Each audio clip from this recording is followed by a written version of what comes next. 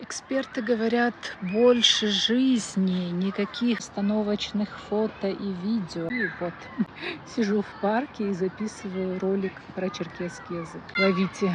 Моя любимая рубрика «Бзахабза».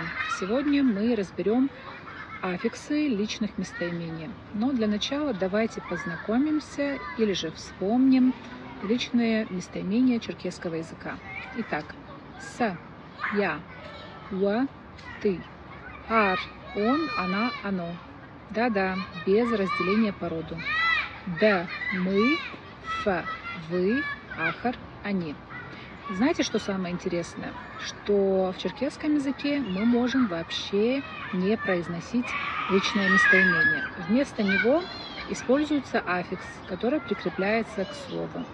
Например, если мы хотим сказать «ты красивая», то сказать «ва дахаш» будет неправильно. Правильно будет «ва удахаш» или «удахаш». «У» – это аффикс, который показывает, что речь идет о втором лице, то есть «ты». Аффиксы первого лица «с», «д».